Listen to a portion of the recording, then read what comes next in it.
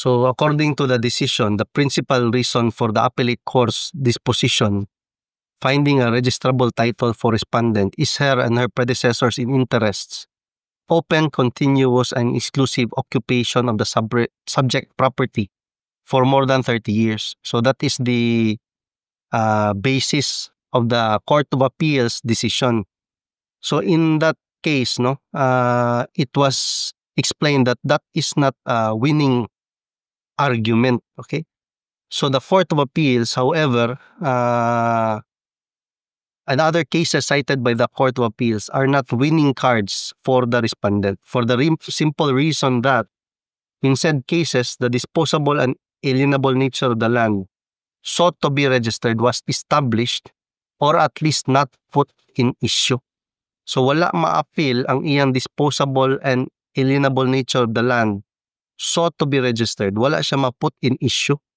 So wala siya dili siya mo parihas ang katong mga kaso nga gisite sa Court of Appeals ug ang kaso karon before the Honorable Supreme Court. And according to the decision, there lies the difference. Mo na ang iyang distinction.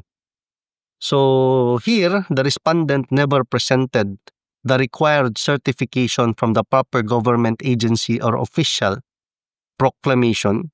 Okay, so it is required supposedly for the respondent to present the certification from the proper government agency or any official proclamation reclassifying the land applied for as alienable and disposable.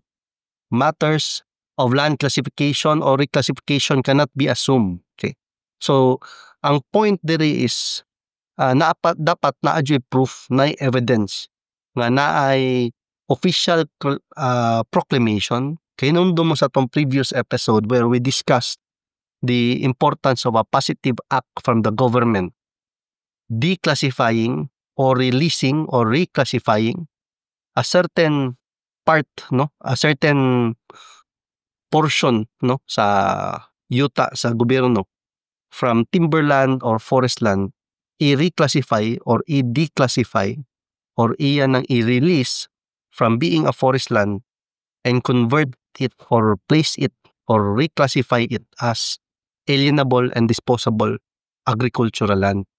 So ang importansya magud ani niya is diri ang respondent wa jud siya mo present sa needed certification from proper government agency.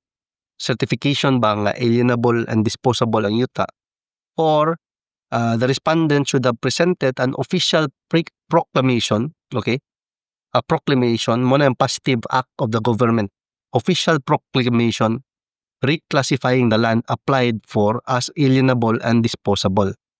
So matters of land classification or reclassification cannot be assumed. Mo na ang rule. So it must be proven. It calls for proof. So aside from tax receipts, respondent submitted in evidence the survey map and technical descriptions of the lands, which, needless to state, provided no information respecting the classification of the property. As the court has held, however, these documents are not sufficient to overcome the presumption that the land sought to be registered forms part of the public domain. So dili enough ang katong gisubmit nga evidence like the survey map and technical descriptions of the lands.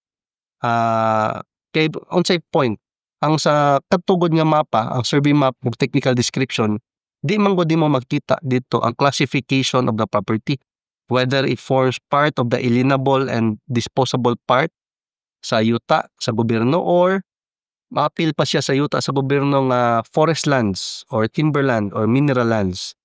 So these documents are not sufficient to overcome the presumption that the land sought to be registered, ang yuta nga patituluhan, forms part of the public domain. So dapat ang katong presumption nga tanan yuta panag-iya sa gobyerno, that applies all the time. Presumption, presume, unless imo nang ma-overcome or ma-overturn. So dapat kato nga presumption imo mabaliktad in order to win a proceeding like a land registration case if ikaw ang petitioner.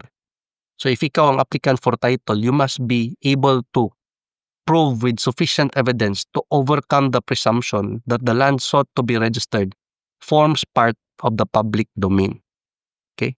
So, mo na siya ang important sa imuhang evidence to prove the existence of a positive act of the government reclassifying, declassifying, or releasing a certain portion of land from being part of a forest land or from being part of a timberland. Okay? So I'll see you sa next episode.